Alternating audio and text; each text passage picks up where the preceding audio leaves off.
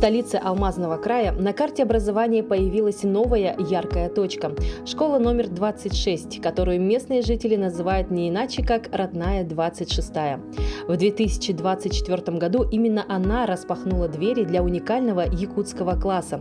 Это не просто школьное отделение, а живой очаг культуры, где юные сердца учатся чувствовать пульс родной земли. Здесь за партами звучит не только привычная речь, но и мелодичный якутский язык. Раскрываются тайны древней литературы.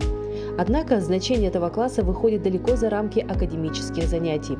Ученики становятся активными участниками общественной жизни. Они вплетают свои голоса в народные праздники и фестивали, украшают собой школьные и городские мероприятия, являясь живым воплощением наследия предков. Ключевую роль в успехе якутского класса играет тесное взаимодействие с родителями. Они не просто наблюдатели, а полноправные участники образовательного процесса, поддерживающие и вдохновляющие своих детей. Особая заслуга в этом принадлежит классному руководителю Елене Архиповой. Елена Леонидовна, в 26-й школе в промышленном таком городе, как наш Мирный, где смешано столько культур, десятки культур, у вас, можно сказать, особая миссия. Вы являетесь классным руководителем класса по углубленному изучению якутского языка и культуры. Скажите, пожалуйста, как вообще проходил отбор детей в ваш первый класс? Сейчас у вас второклассники? Да, начали с нашей школы. В прошлом году открыли первый класс. В наш класс поступали по желанию. Родители записывали своих детей. Они написали согласие на изучение языка. Сначала, конечно, были очень осторожны, но затем, потом уже по мере того, как мы начали жить, и как мы начали учиться, постепенно родители включились в работу, и им сейчас, я думаю, очень понравилось это. У нас все дети, 28 человек в классе, половина, 50% якутов, а 50% другой национальности. Разные национальности у нас учатся. И все изучают якутский язык. Ну, кто-то знал уже, кто-то дома говорит на якутском языке. А кто-то вообще не знает, кто-то и не говорит. Вот. Ага. Но что интересно, когда начали изучать якутский язык, дети других национальностей очень хорошо начали учить с такой ответственностью. И когда они говорят, у них даже почти нет акцента, что мы удивились. В первом классе, когда у нас был праздник посвящения в первоклассники, мы спели песню «Оскола» на якутском языке. Все дети, 100% все выступили, у детей почти не было акцентов, многие отметили этот момент. Ага. Вообще секретами делиться не принято, но все же я спрошу, какие интересные, необычные методики вы применяете в своей работе? Может быть, у вас есть игра нестандартная? Расскажите, пожалуйста. Ну, я думаю, что мой ключ свой такой через творчество. Я очень люблю творческую деятельность. Сама с детства всегда была очень активной участницей всех общественных дел в школе. Ходила на танцевальный кружок. Потом со 2 класса меня родители отправляли в пионерские лагеря со 2 по 10 класс. После 9 класса я работала уже вожатой в пионерском лагере.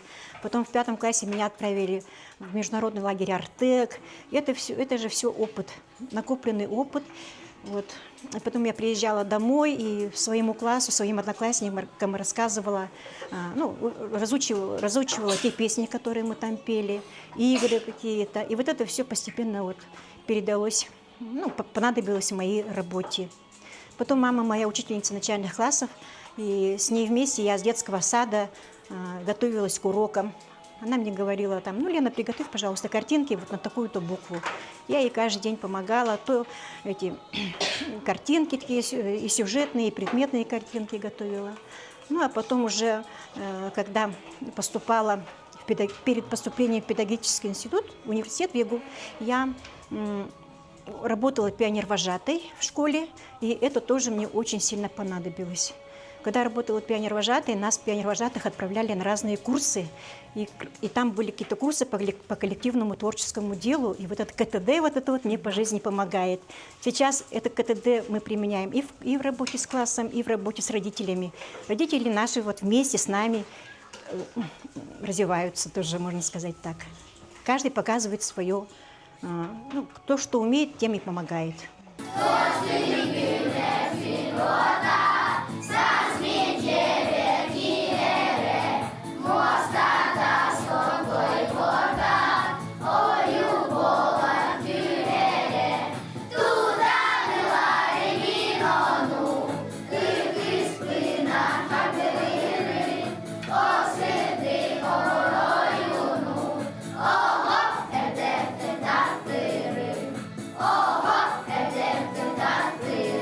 Как относятся ваши родители?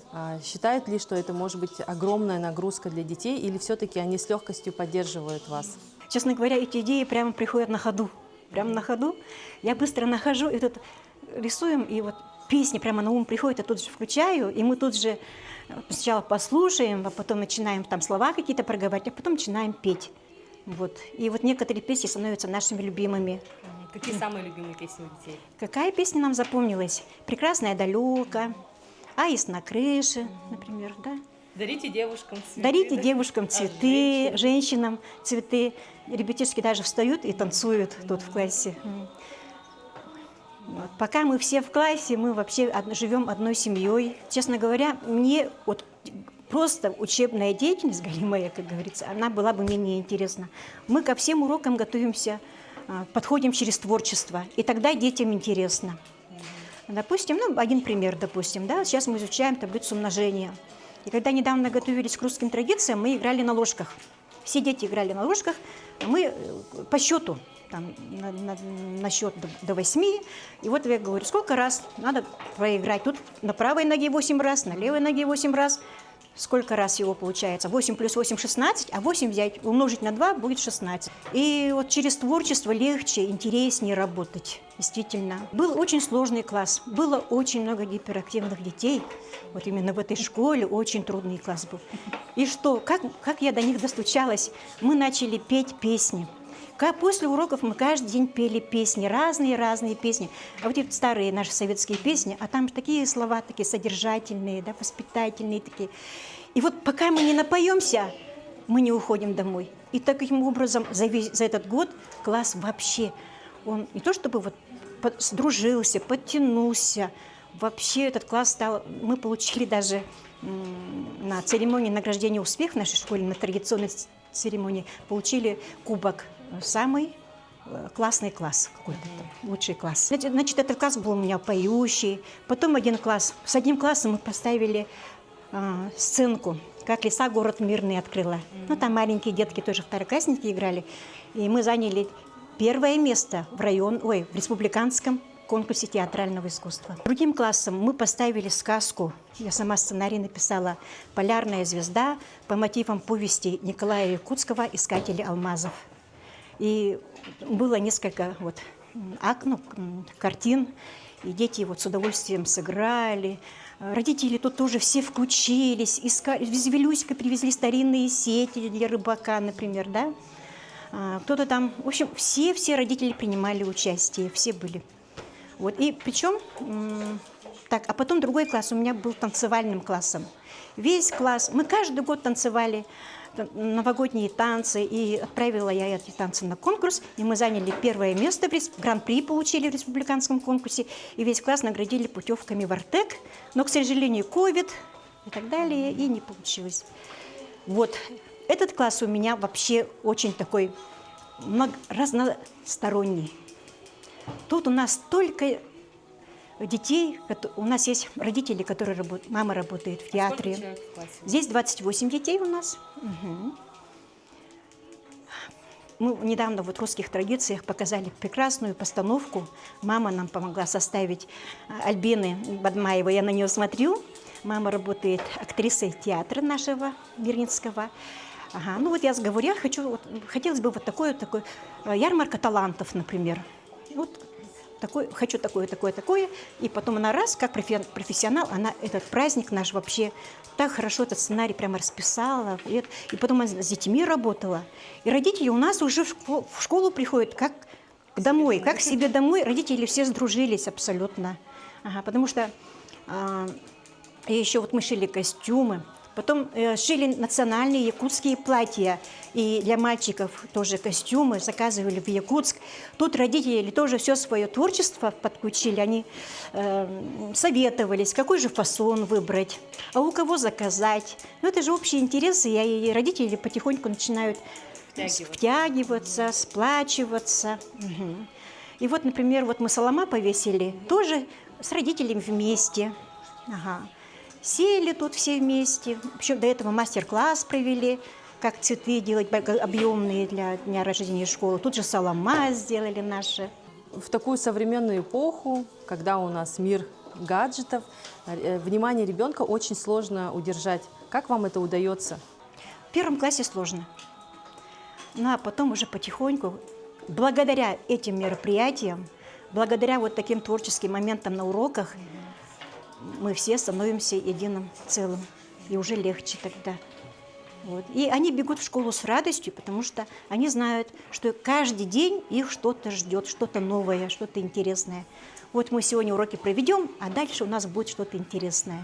Представьте, что ваши дети, уже взрослые ребята, оканчивают школу, на пороге взрослой жизни, 11 класс. Как вы думаете, какими они у вас будут? Что им дало изучение якутского языка и культуры? Я бы хотела, чтобы они якутский язык, чтобы им помог в дальнейшей жизни, в реализации своей, в общем, по трудоустройству, например, да? У них было бы больше возможностей для общения. Ведь многоязычие – это же очень прекрасно.